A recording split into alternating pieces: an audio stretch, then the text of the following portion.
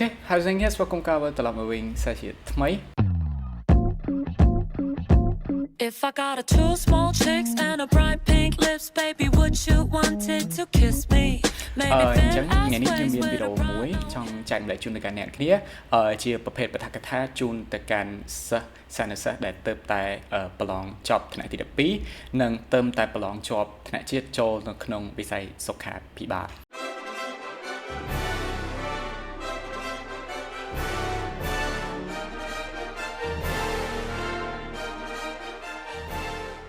Okay អញ្ចឹងវីដេអូថ្ងៃនេះខ្ញុំបាននឹងពំនាំនៅ orientation មួយចំនួនពាក់ព័ន្ធជាមួយនឹងថាអូខេចូលមកដល់នៅក្នុងវិស័យដែលថ្មីអញ្ចឹងតើ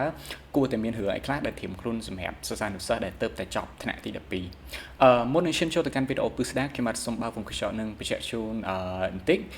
ខ្ញុំបាទសូមខន្តីអធិស្ឋានរាល់កំហុសខុសឆ្គងផ្សេងៗត្រង់ប្រការមួយដែលចេតនាក្តីនិងអចេតនាក្តី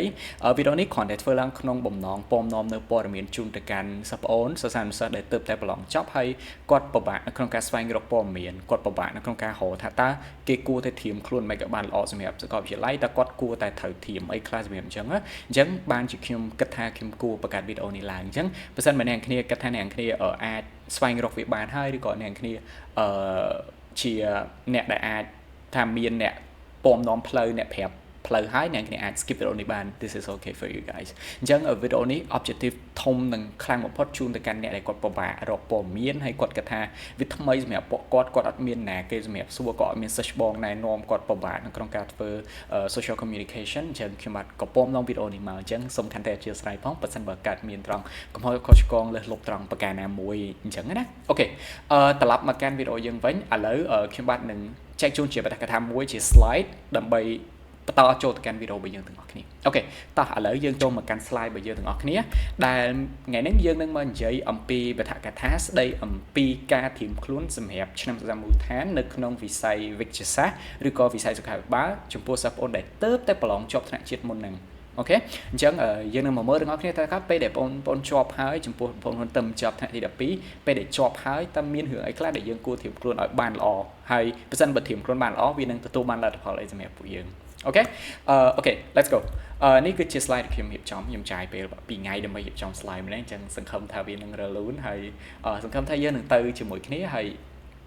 បើសិនបើមានបញ្ហាកន្លែងណាមួយអ្នកអាច comment ប្រាប់ខ្ញុំនៅខាងក្រោមមកខ្ញុំនឹងព្យាយាមមើលហើយនឹងកែប្រែត្រង់ចំណុចនេះដើម្បីឲ្យយើងរីកចម្រើនទៅទាំងអស់គ្នាអូខេនៅក្នុង slide នេះខ្ញុំមានមាតិកាចំនួន4នឹងចែកម្លែកជូនទៅកាន់អ្នកទាំងអស់គ្នាជាបទពិសោធន៍ខ្ញុំខ្លះនិងយោងការស្រាវជ្រាវតាមឯកសារផ្សេងទៅលើបណ្ដាញសង្គមឬក៏នៅលើ social platform ផ្សេងមាតិកាទី1ខ្ញុំនឹងនិយាយពីបុព្វកថាឬក៏កថាស្វាគមន៍ដែលនៅក្នុងនេះខ្ញុំមានចំណុចក្រមចំនួន3មកនិយាយប្រាប់អ្នកទាំងអស់គ្នាគឺ transition welcoming និង preparation ជូនទៅកាន់អ្នកទាំងអស់គ្នា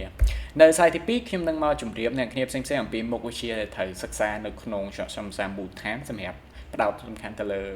វិទ្យាសាស្ត្រដែលមានដូចជា anatomy biology biochemistry ឯផ្សេងដែលយើងនឹងរៀននៅឆ្នាំសិក្សាមូលដ្ឋានតើគួរតែធៀមខ្លួនដែរឬវាណាទី3យើងនឹងនិយាយអំពីរបៀបឬក៏ការរៀនស្រាវជ្រាវបន្ថែមសម្រាប់អ្នកដែលថ្មីអញ្ចឹងបើអ្នកដែលមានtrick មាន tips សម្រាប់ self ហើយខ្ញុំគិតថានេះវា very beginner សម្រាប់គាត់មែនតើវាមិនមែនជាអីសម្រាប់គាត់ទេប៉ុន្តែការចំណុចទី3នេះសំខាន់បំផុតសម្រាប់អ្នកដែលថ្មីចាស់ហ្មងគាត់ថាគាត់អត់ដែលមើលសភៅគាត់អត់ដែលបាន self អីផ្សេងសោះកាលពីពេលដែលគាត់រៀនថ្នាក់ទី12អញ្ចឹងហើយចូលមកក្នុងនេះគឺជាអ្វីមួយដែលថ្មីសម្រាប់គាត់ខ្លាំងមែនតើហ្មងអញ្ចឹងខ្ញុំបាទសង្ឃឹមថាពំនាំអានេះមកជូនគាត់ហើយសង្ឃឹមថាវាមានសារៈសំខាន់ជូនគាត់ចំពោះអ្នកថ្មីហើយចុងក្រោយយើងនិយាយអំពីអវសានកថានៅក្នុងការពិនិត្យនិងវាយតម្លៃរឿងដែលយើងបានធ្វើហើយតែយើងអាចពិនិត្យនិងវាយតម្លៃវាបានដោយរបៀបណាអូខេ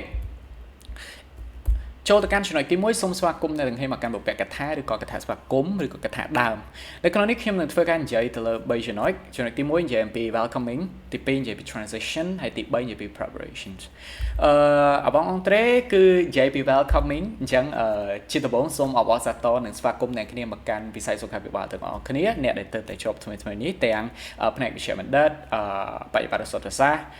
រតនវត្តសាស្ត្រនិងប បញ្ញាបត្រកិលេនុបដ្ឋាយិកាផ្សេងជំនាញផ្សេង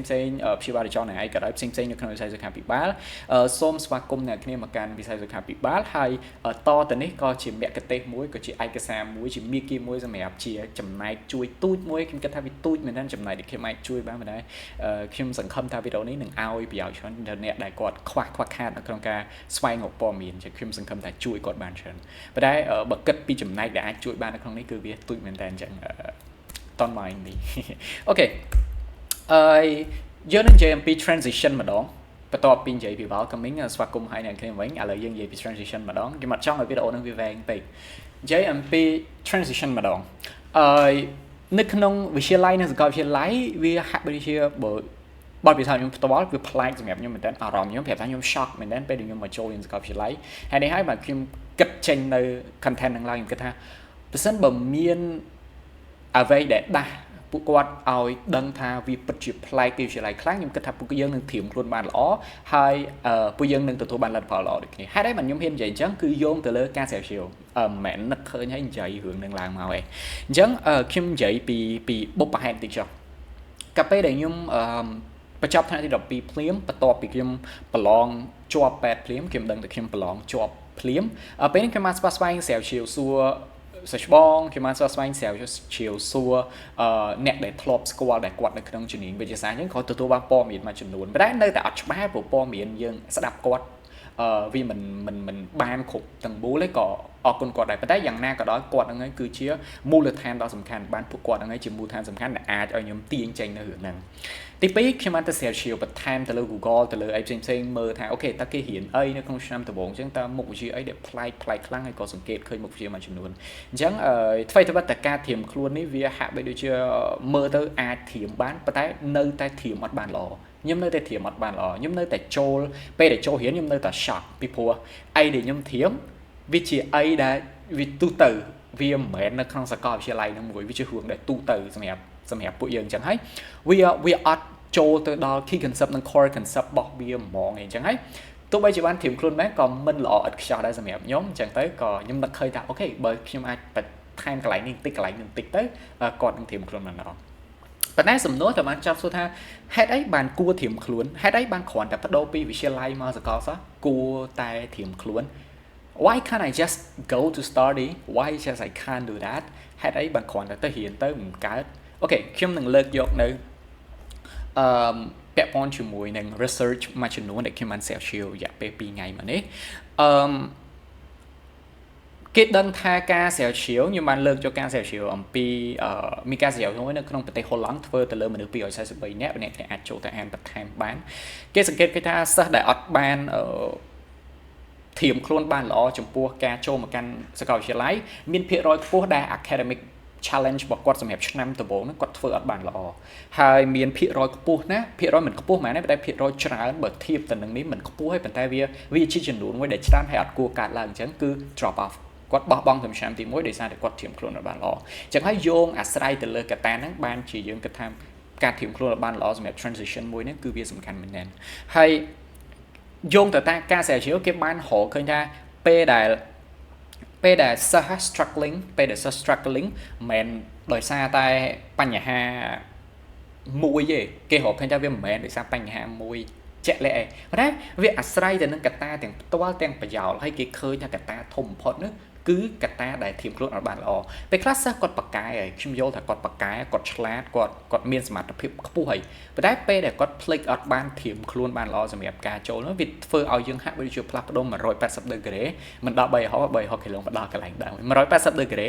ទៅដល់កន្លែងមួយថ្មីដែលយើងហាក់បីដូចពិបាកធៀមខ្លួនអញ្ចឹងហើយតែងតែផ្ដោតអារម្មណ៍មួយថាសម្ពាធដល់គាត់តែងតែមានអារម្មណ៍ថាសម្ពាធអញ្ចឹងគេរកឃើញថាកត្តាដែលធ្វើឲ្យសិស្ស struggling អាចមកពីកត្តាពួកគេអត់បានត្រៀមខ្លួនបានល្អសម្រាប់ការរៀនដោយឯករាជ្យមានន័យថាពេលដែលពួកគេរៀននៅវិទ្យាល័យពួកគេទទួលបាននូវការយកចិត្តទុកដាក់ខ្ពស់ពីលោកគ្រូអ្នកគ្រូពួកគេទទួលបានយកចិត្តទុកដាក់ខ្ពស់ពីខាងសាលាហើយអត់សូវមាន independent learning ទេប៉ុន្តែចូលមកដល់សាកលវិទ្យាល័យគឺអត់មានណាចាំដឹកដៃយើងរហូតថា okay you should do this instead of doing this is your homework this is អីអត់មានឲ្យអ្នកទាំងអស់គ្នាអញ្ចឹងហើយ independent learning នៅក្នុងសាកលវិទ្យាល័យវាពិតជាផ្ដល់សារៈសំខាន់ខ្លាំងមែនទែនចេញពីហ្នឹងក៏ដោយសារតែប្រហែលជាវា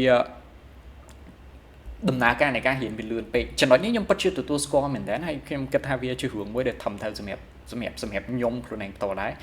ការសិក្សាកម្មវិធីសិក្សាវារៀងលឿនជាងនៅពេលដែលខ្ញុំមានថ្នាក់វិទ្យាល័យខ្ញុំគិតថាមូលហេតុលឿនអាចមានកត្តាពីរទី1ដោយសារតែខ្ញុំអត់ទម្លាប់មួយនឹងរបៀបរៀននៅសាកលវិទ្យាល័យធៀបទៅនឹងរបៀបរៀនគណិតរូបគីមីដែលខ្ញុំរៀនថ្នាក់ទី12ខ្ញុំដឹងពី flow នៃការរៀនគណិតរូបគីមីហ្នឹង10ឆ្នាំមកហើយអញ្ចឹងហើយ5 6ឆ្នាំមកហើយអញ្ចឹងហើយខ្ញុំហាក់មានអារម្មណ៍ថាអូខេរៀនទៅវាអញ្ចឹងវានឹងគីមីវានឹងរូបវានឹងជីវៈអញ្ចឹងវានឹងគណិតអញ្ចឹងប៉ុន្តែនៅក្នុងនេះវាអត់អញ្ចឹងវាចាប់ផ្ដើមមកថ្មីជាហេតុដែលយើងពិបាកក្តៅប្រជុំថាតើមេរៀនហ្នឹងនឹងនិយាយអំពីអីនេះគឺជាចំណុចមួយដែលខ្ញុំគិតថាវាលឿនវាអាចដោយសារតែguidance របស់យើងវាតិចតួចវា less structure អីvậyហ្នឹងការផ្ដល់នៅព័ត៌មានផ្សេងៗហ្នឹងវាតិចតួចវាអត់ស្ទើរទទួលបានការផ្ដល់ព័ត៌មានច្រើនក៏ហាក់បីដូចយើងពិបាកស្ទមនឹងទម្លាប់ខ្លួនផងដែរអាចដោយសារតែកត្តា stress ពីបញ្ហាផ្សេងៗពី financial stable ពី social communication financial problem អីផ្សេងៗចឹងទៅក៏ជាកត្តាមួយដែលធ្វើឲ្យសិស្សអាច struggling ដែរបើមិនជាអត់ធៀមខ្លួនមែនតើអញ្ចឹងហើយសរុបជារួមយោងទៅការស្រាវជ្រាវទៅលើអតិទី1នេះគេបានបង្ហាញថាដើម្បីឲ្យជោគជ័យនៅសាកលវិទ្យាល័យមិនមែន depend on their intelligence របស់សិស្សានុសិស្សទេប៉ុន្តែការ preparation support ability to adapt ទៅក្នុងការរៀននៅក្នុងសាកលវិទ្យាល័យនោះពិតជាមានសារៈសំខាន់មែនទែនសម្រាប់ពួកគាត់ការសិក្សាទៅលើអត្ថបទទី2ខ្ញុំបានអានអត្ថបទទី2គេធ្វើការសិក្សាទៅលើនេះគេថាពេលដែលសិស្ស fail ឬក៏ struggle វាមិនមែនដោយសារតែកត្តាពួកគាត់អត់ស្មាតតែមួយគត់ទេមិនមែនដោយសារតែពួកគាត់អត់ឆ្លាតមិនមែនដោយសារពួកគាត់អត់ប្រកែប៉ុន្តែគេរកសង្កេតឃើញថាវាអាចមកពីរបៀបនៃការបង្រៀននៅសាកលវិទ្យាល័យនិងវិទ្យាល័យខុសគ្នាពេកធ្វើឲ្យគាត់អត់អាចកាន់តាប់ទៅបានសុំបញ្ជាក់កន្លែងនេះមិនមែនជាកំហុសទេខ្ញុំមិនមែនព្យាយាមដាក់បន្ទុកថាអូខេមកពីសិស្សហ្នឹងឯងមកពីគាត់មិននេះទេហើយក៏ខ្ញុំព្យាយាមដាក់បន្ទុកថាអូខេមកពីសកលដែលគាត់ធ្វើអញ្ចឹងណាមិនមែនជាការដាក់បន្ទុកណាគេខណៈនេះមិនមែនជាពេលដែលយើងរកថាតម្លាក់កំហុសទៅលើណាគេប៉ុន្តែយើងព្យាយាមច្បិចយកចំណុចណាដែលជាបញ្ហាដើម្បីអាចឲ្យពួកយើងដោះស្រាយវាបាននិងពួកយើងរៀនទៅវាមានប្រសិទ្ធភាពគោលម្ដងរបស់ពួកយើងមិនមែនរកកំហុសឲ្យតម្លាក់កំហុសទេគោលម្ដងពួកយើងរកប្រភពនៃបញ្ហាហើយព្យាយាមរកដំណោះស្រាយទៅដោះបញ្ហាមួយហ្នឹងឲ្យវាប្រសើរឡើងធ្វើឲ្យពេលដែលសិស្សានុសិស្សថ្មីគាត់ចូលមកហាក់មានគាត់ឆាប់ចាប់បានជាងអ្នកជំនាន់មុនអញ្ចឹងពេលដែលមួយចំណងកាន់តែអភិវឌ្ឍទៅវាធ្វើឲ្យវិស័យមួយហ្នឹងវាកាន់តែអភិវឌ្ឍឡើងទៅមកកម្រិតទៀតនៅពេលដែលយើងកាន់តែខ្លាំងយើងមានពេលស្រាវជ្រាវបានច្រើនយើងអត់ខាតពេលនៅក្នុងការស្វែងរករបៀបរៀនផ្សេងច្រើននេះហើយជាអីដែលខ្ញុំគិតឲ្យខ្ញុំលើកឡើងមកអាចដោយសារតែសិស្សហ្នឹងគាត់អត់បានធៀមខ្លួនដោយអត្ថបទមុនដែរគេស្រាវជ្រាវអត្ថបទនេះដូចទៅនឹងអត្ថបទមុនដែរអាចដោយសារតែបញ្ហាភាសានេះចាត់ទុកជាបញ្ហាសំខាន់ដែរសំខាន់ខ្លាំងមែនទែនខ្ញុំចែកចេញជា2បើសិនបើអ្នកសិក្សានៅទីក្រុងបញ្ហាភាសាប្រហែលជាមិនសូវផ្ដល់នៅបញ្ហាសំខាន់ដល់គាត់ទេប៉ុន្តែអ្នកដែលសិក្សានៅជនបទដូចខ្ញុំអ្នកមកពីជនបទខ្ញុំមកពីខេត្តតាកែវហើយមិនមែននៅទីរួមខេត្តទៀតខ្ញុំមកពីស្រុកមួយនៃខេត្តតាកែវខ្ញុំមានគេមកពីជនបទភាសាថ្មីត្បិតតែបានរៀនប៉ុន្តែបើសួរថាប្រើជា officially បានអត់អាចប្រើបានទេភ្លាមអញ្ចឹងហើយបញ្ហាភាសាក៏ជាបញ្ហាមួយសំខាន់សម្រាប់ពួកខ្ញុំដែរអញ្ចឹងហើយបានជាភាសាត្រូវបានចាត់ទុកជាភាសាជាបញ្ហាដ៏សំខាន់ហើយសិស្សានុសិស្សគួរតែប្រយ័ត្នត្រង់កន្លែងហ្នឹងរៀនពីកំហុសកន្លែងហ្នឹងជាសិក្សាភាសាបានច្រើនផ្ទុយទៅវិញមួយរយៈនេះខ្ញុំឃើញមានដំណោះស្រាយច្រើនពាក់ព័ន្ធនឹងសិស្សានុសិស្សចាប់ផ្ដើមកើនឡើងនៅចំណេះដឹងផ្នែកភាសាទាំងនៅជនបទទាំងនៅទីក្រុងពួកគាត់អាចប្រើប្រាស់ភាសាអង់គ្លេសបាន fluently មែនតើគាត់អាចនិយាយសឹងតែថាមើលអត់ដឹងថាគាត់ជាខ្មែរក៏អត់ដឹងថាជា second language មើលអត់ដឹងអញ្ចឹងខ្ញុំគិតថាចំណុចបញ្ហាមួយនេះយើងអាចដោះស្រាយបានបដាហើយល្អជាងមុនច្រើនមែនទេបើធៀបទៅនឹងការជំនាន់មុនអីចឹងល្អជាងមែនដែរប៉ុន្តែវាក៏នៅតែជាបញ្ហាដែរវាក៏នៅតែជាបញ្ហាមួយដែលញោមញីផងដែរអញ្ចឹងប្រយ័ត្នកន្លែងហ្នឹងផងទី4គេសង្កេតឃើញថាសិស្សអាចនឹងរើសជំនាញឬក៏រើស field ដែលគាត់ចង់ធ្វើនឹងខុសដោយសារតែអត់មានព័ត៌មានពីជំនាញឬក៏គាត់អត់បានធ្វើការស្រាវជ្រាវអំពីជំនាញនឹងបានគ្រប់គ្រាន់មែនទេទៅ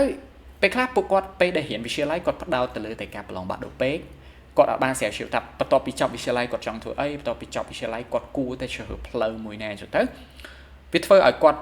lack of information ទាំងអស់ហ្នឹងគាត់អត់ទទួលបានអាព័ត៌មានទាំងអស់ហ្នឹងដល់អញ្ចឹងទៅវាធ្វើឲ្យគាត់អាចនឹងរើសជំនាញវារើស field ដែលខុសនឹងអីដែលគាត់ស្រឡាញ់មែនតើហ្មងណាវាអត់សម័យមកទៅនឹងអីដែលគាត់ស្រឡាញ់មែនតើហ្មងវាអាចដែរហើយវាអាចនឹង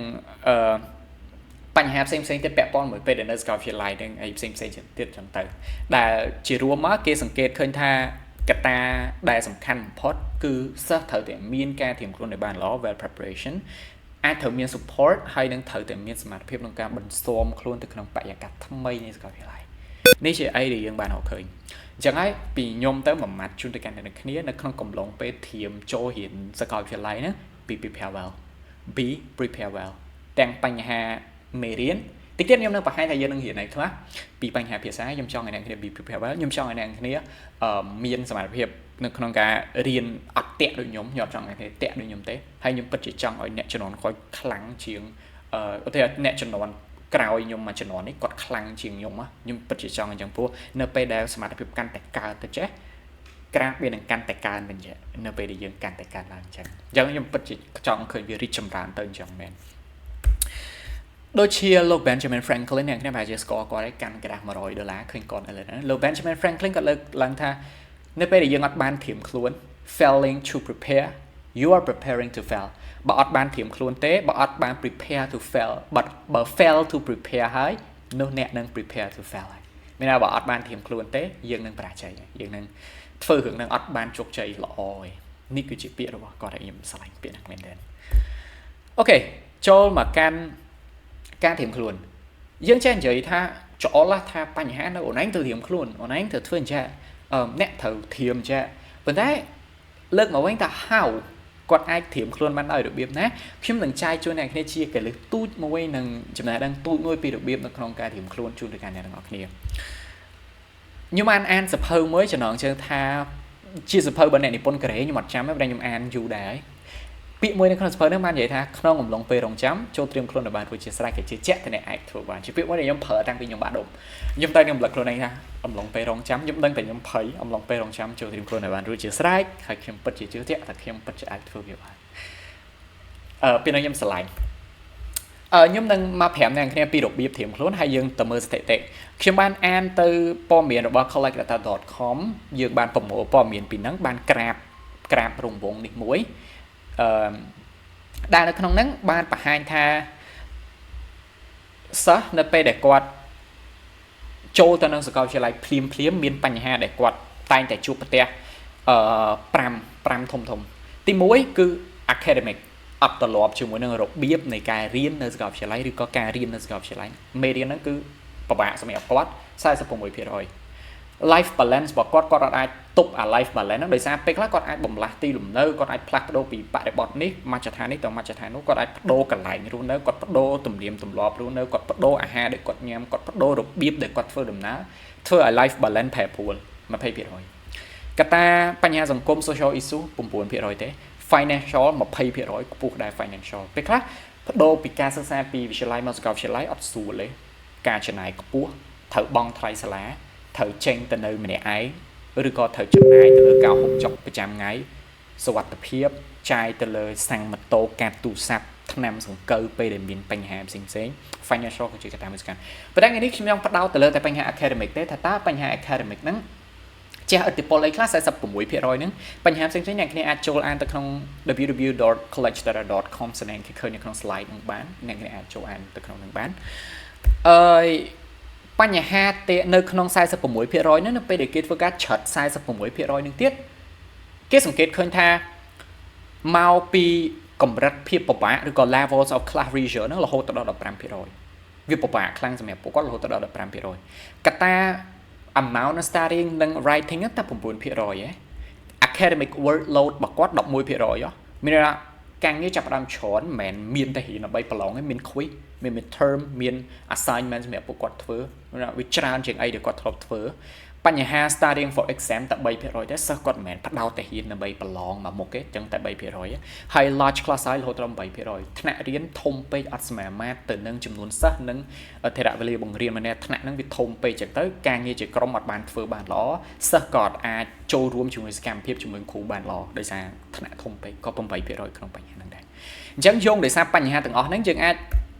រៀបចំរបៀបនៅក្នុងការត្រៀមខ្លួនបានល្អមានន័យថាសិស្សនឹងអាចត្រៀមខ្លួនបានល្អនៅពេលដែលមើលឃើញពីបញ្ហាតែគាត់គួរតែធ្វើមិនបើជួបបញ្ហា levels of class region បើជួប amount of studying writing គាត់គួរ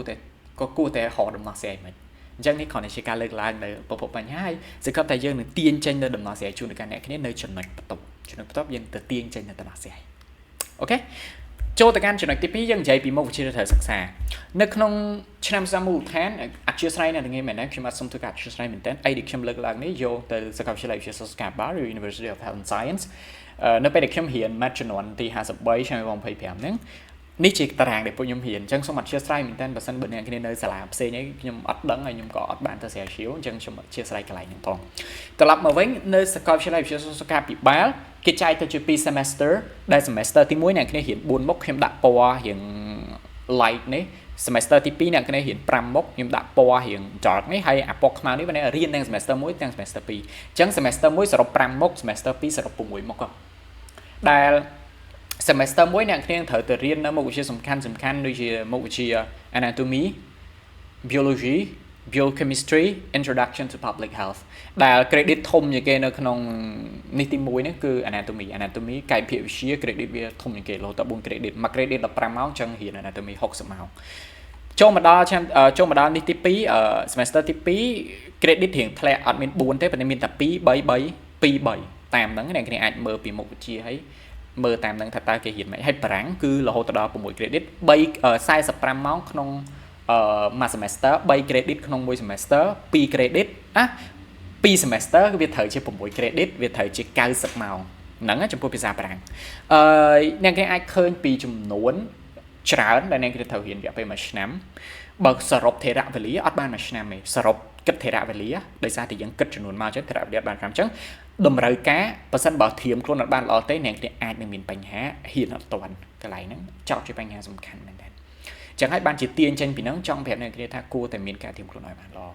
យើងនឹងទៅមើលតិចទៅថាគេធៀមខ្លួនដោយរបៀបណានិយាយអំពីចំណុចទី3នៅក្នុងការ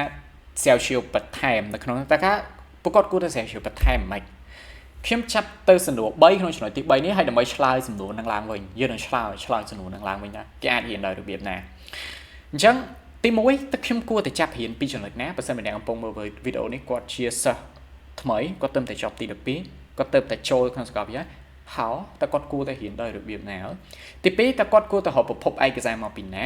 ទី3តើប្រភពឯកសារណាដែល similar to សាលាបរិញ្ញាអត់ឆ្ងាយពេកធ្វើឲ្យគាត់ពិបាកច្បិចយកចំណុចសំខាន់ដូចពេលដែលលោកគ្រូអ្នកគ្រូបញ្យល់នៅសាលាលោកសិស្សអាចារ្យបញ្យល់នៅសាលាចំពោះខ្ញុំមានបញ្ហាចំណុចទី3ហ្នឹងពេលដែលយើងរៀនទៅយើងអត់បានស្រាវជ្រាវថាតើអាណា similar ទៅនឹងសាលាយើងមិនថាមិនមែនរៀនដើម្បីឲ្យតាដូចសាលាប៉ុន្តែគាត់ថាពេលដែលវាអត់ដូចទៅពេលដែលយើងរៀននៅសាលាយើងហាក់មានអារម្មណ៍ថាប្លែករបៀបនេះប្លែករឿងពីរហ្នឹងត្រូវពីរដូចគ្នាឯងប៉ុន្តែយោងទៅនឹងអីផ្សេងគ្នាធ្វើឲ្យគេញែកពីរហ្នឹងផ្សេងគ្នាអាចឧទាហរណ៍ដូចថា neuron ចែកចេញជាប្រមាណភេទបើគេឆ្លើយថា neuron ចែកចេញជា ipole ទ្វេប៉ូប៉ូលក៏ត្រូវបើគេថា neuron ចែកចេញជា neuron union neuron ចលករ neuron ភ្ជាប់ក៏ត្រូវមានថាវាត្រូវដូចគ្នាប៉ុន្តែរបៀបនៅក្នុងការចែក neuron គឺអាស្រ័យទៅនឹងប្រភេទរបៀបនៃការចែកគេផ្សេងគ្នាមួយគេចែកតាម anatomy មួយគេចែកតាម physiology អញ្ចឹងទៅដូចគ្នាដែរពេលដែលយើងរៀនដូចគ្នាដែរអញ្ចឹងបើយើងអត់បានយោងអីដែលរៀងស្តៀងទៅខាងសាលាទេយើងពិបាកចាប់ core concept ឲ្យដូចហើយយើងនឹងមានអារម្មណ៍ថាហេរហូតតែយើងមានអារម្មណ៍ហឺរហូតអធិស្ឋានអ្នកគ្នាមិញវាដាច់បន្តិចយើងនឹងមកឆ្លើយនៅសំណួរទាំង3នេះដើម្បីយកជាចលាយຕົកដាក់ចំណុចទី3នេះហ្មងសំណួរទី1ត្រូវបានចាប់សួរថាតើខ្ញុំគួរតែចាប់ផ្ដើមរៀនពីចំណុចណាប៉ះសិនបើខ្ញុំចង់ចាប់ផ្ដើមតើមានចំណុចណាដែលខ្ញុំអាចចាប់ផ្ដើមបានវាជារឿងសំខាន់ហើយជាសំណួរមួយដែលល្អហើយខ្ញុំចង់ឆ្លើយប៉ុន្តែចម្លើយរបស់ខ្ញុំវាហាក់បីដូចជាមិនអាចផ្ដល់ឲ្យអ្នកគ្នា 100% ថាចាប់ពីចំណុចនេះទៅអ្នកគ្នានឹងខ្លាំងហ្មងខ្ញុំភ្នាល់ឲ្យខ្ញុំអត់មានចម្លើយ accurate 100%ប៉ុន្តែខ្ញុំអាស្រ័យទៅលើបទពិសោធន៍របស់ខ្ញុំអូខេអាស្រ័យលើបទពិសោធន៍របស់ខ្ញុំអាចឲ្យជាឧទាហរណ៍ឲ្យទៅជាចំណុចនិង tips ក៏អាចជួយអ្នកគ្នាអញ្ចឹងបើសិនបើមានចំណុចណាខ្វះខាតអីអ្នកគ្នាអាចប្រាប់ខ្ញុំផងថា feedback មកខ្ញុំផងឬក៏ឧទាហរណ៍អ្នកគ្នាសាកប្រើ tip នៅរយៈពេល1ឆ្នាំក្រោយហាក់ដូចជាប្រសើរអីអ្នកគ្នាប្រាប់ខ្ញុំផងមិនប្រសើរអីអ្នកគ្នាអាចប្រាប់ខ្ញុំផង comment មកវិញមក comment វិញមកអញ្ចឹងយើងនឹងទៅ discuss ហើយយើងនឹងនិយាយពីចំណុចហ្នឹងបន្ថែមលើកយកបញ្ហាហ្នឹងដើម្បីដោះស្រាយបញ្ហាហ្នឹងឲ្យអ្នកជំនាន់ក្រោយទៀតគាត់កាន់តែមានឱកាសហ៊ានបានល្អប្រសើរជាងហ្នឹងទៀតហ្នឹងហើយចំណុចដែលគួរឲ្យចាប់ផ្ដើមរៀនហើយមានសារៈសំខាន់បំផុតចំពោះអ្នកគ្នាគឺមូលដ្ឋានគ្រឹះជាអីមួយដែលសំខាន់ខ្លាំងមួយដែលសម្រាប់អ្នកគ្នាហើយចោលអត់បានមូលដ្ឋានគ្រឹះនៃការសិក្សា anatomy មូលដ្ឋានគ្រឹះនៃការសិក្សា biology មូលដ្ឋានគ្រឹះនៃការសិក្សា biochemistry ការសាមមូលដ្ឋានគ្រឹះពិតជាសំខាន់ហើយកុំលោបខ្ញុំលើកទៅអ្នកគ្នាអត់លោបទៅក្នុងការរៀនម្ដងរៀននេះម្ដងរៀននោះទៅចាប់អានេះចាប់អានោះលោបចាប់របស់រឿងច្រើនប៉ុន្តែនៅពេលដែលយើងអត់ច្បាស់គឺវាអត់ផ្ដល់ជាប្រយោជន៍ដល់យើងអញ្ចឹងហើយខ្ញុំលើកទៅអ្នកគ្នាចាប់មូលដ្ឋានគ្រឹះឲ្យជាប់ព្យាយាមមូលដ្ឋានគ្រឹះឲ្យខ្លាំង fundamental ក្នុងខ្លួនយើងឲ្យមានចំណេះដឹងវិភាគឲ្យបានច្រើននៅពេលដែលមូលដ្ឋានគ្រឹះទ្រឹស្ដីនៅក្នុងខ្លួនយើងមានច្រើនយើងអាចវិភាគបានរឿងច្រើនទី2ចំណុចដែលគួរចាប់ផ្ដើមល្អបំផុតគឺសួរសិស្សច្បងខ្ញុំបានចំណុចហ្នឹងដែរខ្ញុំបានសួរសិស្សច្បងដែលគាត់ធ្លាប់រៀនពីមុនទាំងសិស្សច្បងនៅផ្នែកវិទ្យាសាស្ត្រនៅផ្នែកបណ្ណាវណ្ណសាស្ត្រនៅផ្នែកអក្សរសាស្ត្រអីផ្សេងៗខ្ញុំបានសាកសួរគាត់អំពីបញ្ហានេះថាបងដើម្បីអាចរៀនអានេះមានប្រសិទ្ធភាពបងអាចធ្វើមិនយើង contact សួរគាត់ផ្ដល់សារៈប្រយោជន៍មែនទេទាំងផ្ទាល់ទាំងបញ្ចូលសារៈប្រយោជន៍ផ្ទាល់បើយើងគឺយើងទទួលបានចម្លើយពីគាត់ដែលហាក់បីដូចជាមានប្រសិទ្ធភាពសម្រាប់យើងពួកគាត់ពេលដែលគាត់ធ្លាប់រៀនហើយគាត់នឹងដឹងថាអូចំណុចនេះហាក់ចេះអូនឯងប៉ះសិនធ្វើចេះអូនឯងល្អជាងបងអញ្ចឹងយើងទទួលបានចំណុចហ្នឹងពីគាត់ហើយជួយពួកយើងបានច្រើនមែនទែនចំណុចប្រយោលគឺ build communication មួយពួកគាត់ផងយើង build នៅ social communication ជាមួយនឹងអ្នកផ្សេងក្រៅផងដែលជាចំណុចដ៏សំខាន់នៅក្នុង soft skill របស់ពួកយើងអញ្ចឹងហើយខ្ញុំគិតថាសាកសួរគេគឺជាល្អមែនទែនដូចជាពាក្យចាស់យើងមានមួយដែរថាថោកអីនឹងដៃថ្លៃអីនឹងមាត់អញ្ចឹងហើយយើងសាកសួរគាត់ខ្ញុំពិតជា appreciate ចំណុចហ្នឹងមែនទែនហើយខ្ញុំពិតជាអរគុណដល់សិស្សបងដែលគាត់ចំណាយពេលនៅក្នុងការប្រាប់មែនទែនពិតជាអរគុណពួកគាត់មែនទែនចំណុចចុងក្រោយដែលជាសម័យ Gen Z ចិត្តធ្វើនោះគឺ ChatGPT ល្អដែរវាជួយងាយស្រួលលឿនរហ័សទាន់ចិត្តប៉ុន្តែរឿងមួយដែលយើងត្រូវដឹងថាការ prompt ដែលយើងដាក់ឲ្យវាធ្វើការឲ្យយើងហ្នឹងអីដែលគំនិតដែលយើងបញ្ជាវាហ្នឹង accurate អត់ហើយសមហេតុផលអត់អញ្ចឹងពេលដែលប្រើ ChatGPT យើងអ្នកគ្នាអាចប្រាប់វាថាអូខេអ្នកគ្នាប្រាប់ព័ត៌មានវិទ្យាថាអ្នកគ្នាទៅតែចូលរៀនវិស័យសុខាភិបាលទេអ្នកគ្នាអត់ទាន់ដឹងអីពីវិស័យហ្នឹងទេតើអីគេដែលអ្នកគ្នាគួរតែចាប់ផ្ដើមពីចំណុចដំបូងប្រាប់វារឿងពីដំបូងអញ្ចឹងទៅសេ prompt ឲ្យត្រូវទៅសេអីដែលឲ្យវាចង់ឲ្យវាឆ្លើយហ្នឹងឲ្យបានច្រើនហើយឲ្យក្តោបអត្ថន័យពេញទៅវាអាចជួយយើងឲ្យបានច្រើនផងដែរប៉ុន្តែកុំរំពឹងវាទាំងស្រុងខ្ញុំចង់ឲ្យអ្នកគ្នារំពឹងចំណុចពីរលើទាំងច្រើនជាងរំពឹង ChatGPT ប៉ុន្តែ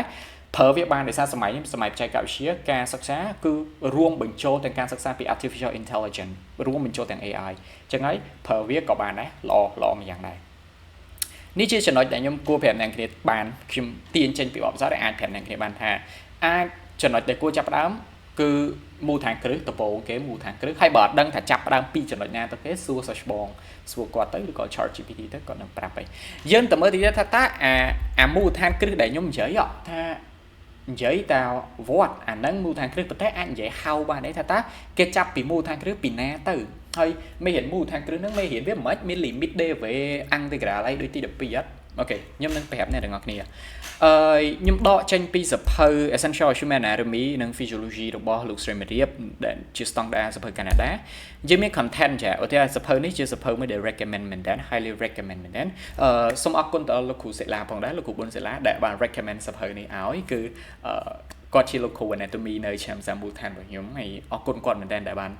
recommend សភៅនេះឲ្យហើយល្អមែនតើខ្ញុំបានមើលហើយគឺជួយបានច្រើនក្នុងការរៀនមែនទេជួយឲ្យយើងកាន់តែយល់ពីមេរៀនហ្នឹងបានច្រើនមែនទេ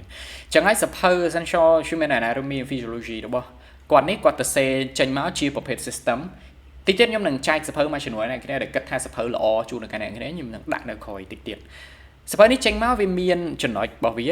16ជំពូកប៉ុន្តែអ្នកគ្នាសង្កេតឃើញ2ជំពូកដំបូងគេនិយាយពី human body and orientation និង basic chemistry ចំណុច2ហ្នឹងជាចំណុចដែលអ្នកគ្នាត្រូវតែទៅបើកមើលឡើងវិញមុននឹងចូលរៀនថ្នាក់ឆ្នាំសាមូលដ្ឋានមុននឹងចូលឆ្នាំសាមូលដ្ឋានអ្នកគ្នាត្រូវតែចេះ2ហ្នឹងដាច់ខាតអ្នកគ្នាត្រូវតែចេះអំពីរបៀបនៅក្នុងការមើល human body និង orientation របស់ human body ថាតើគេ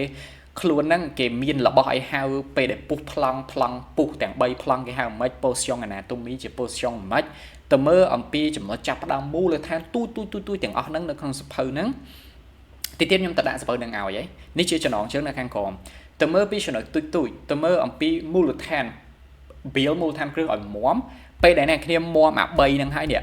3ហ្នឹងណាពេលដែលដំបូងអ្នកគ្នារៀនតែ2នេះសិនបានហើយបន្ទាប់មកពេលអ្នកគ្នារៀន2ហ្នឹងអាចមានប្រសិទ្ធភាពហើយចាំតែរៀនពីសលិលនិងទីសុយដល់ពេលទៅរៀនទៅចាប់ផ្ដើមបន្តទៅទៀតចឹងអាចរៀន system ណាដែលអ្នកគ្នាចូលចិត្តស្រឡាញ់អីទៅមើលទៅតាម system ជាក់ស្ដែងអីទៀតចឹងទៅប៉ុន្តែពីខ្ញុំទៅអីដែលខ្ញុំចង់មាន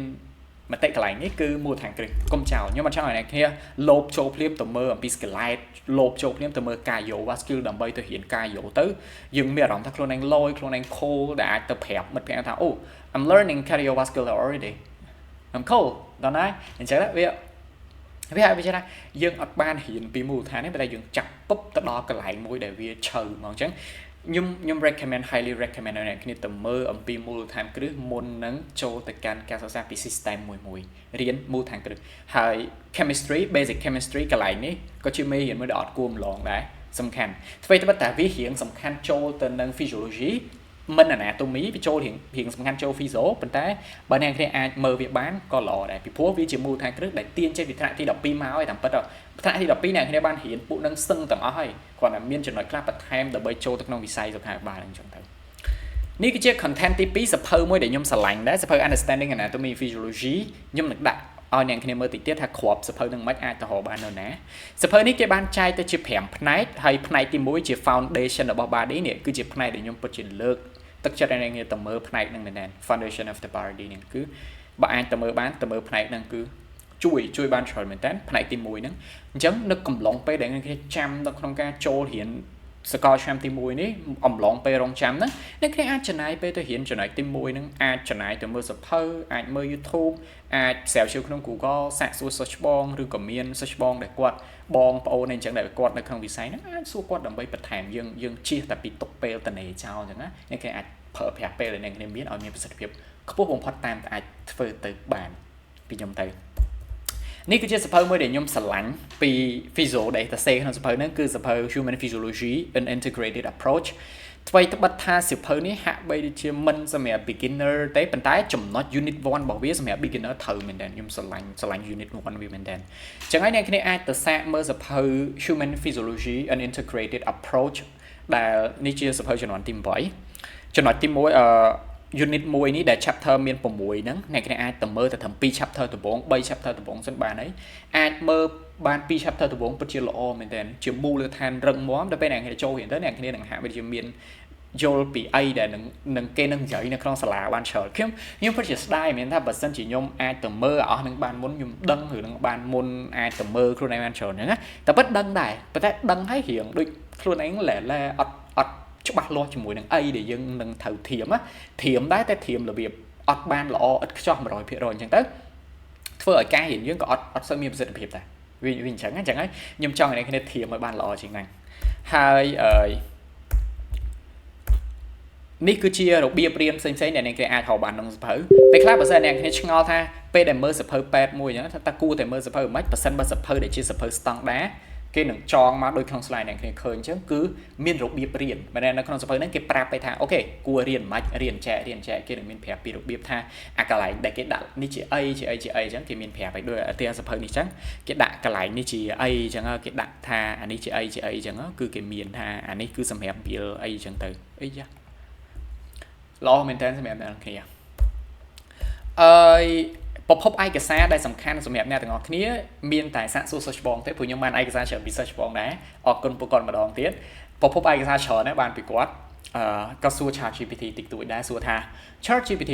give me some medical book for beginner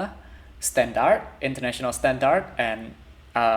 well known book អីចឹងទៅឲ្យចេះតែឲ្យវារកទៅក៏វានឹងផ្ដល់នៅសភៅផ្សេងៗខ្ញុំដែរ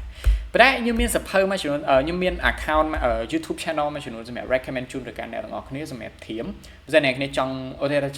ស្វែងរកទៅលើ YouTube channel ហ្នឹងខ្ញុំមាន YouTube channel មួយចំនួនខ្ញុំមានរបស់ Nan Channel ដែលអ្នកគ្នាអាចទៅរៀនពី anatomy និងពីទាំង anatomy ទាំង biology ទាំង biochemistry មាននៅក្នុង channel ហ្នឹងcrash course ក៏សំខាន់ដែរ crash course នេះវារៀងទូទៅខ្លាំងពេកប៉ុន្តែក៏ខ្ញុំធ្លាប់មើល crash course ដែរ